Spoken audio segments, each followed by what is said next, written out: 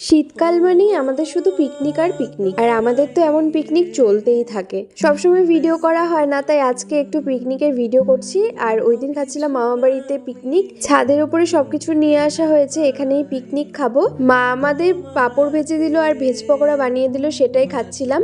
আর এইদিকে দেখো মা এই যে মাংস বসিয়ে দিয়েছে প্রথমেই। আর বেশিরভাগ সময় আমাদের ফ্যামিলি পিকনিক হয়, আর সেটাই হচ্ছিল ওই দিন।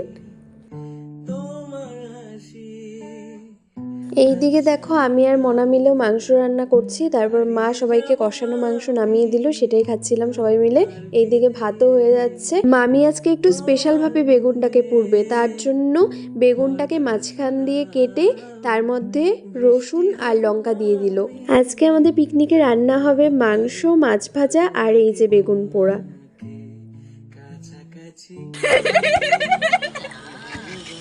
একদিকে বেগুন পোড়া হচ্ছে আর ওইদিকে আমার মাসির ছেলে আর আমার ভাই খেতে বসেছে।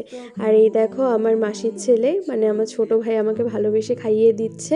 সবাই মিলে আমাকে এমন হাসাচ্ছে যে আমার মুখের থেকে সব খাবার পড়ে যাচ্ছে। আমরা সবাই খেতে বসবো, তাই আমি এইদিকে মাছ ভাজছি। আর তারপরে শুরু হয়ে গেল আমাদের নাচ। আর এই দেখো আমি আর মামি এইদিকে নাচছি। আমরা বড় মাসিকে খুব মিস করছিলাম, তাই বড় মাসি এই দেখো মামার ফোনে ভিডিও কল করেছে।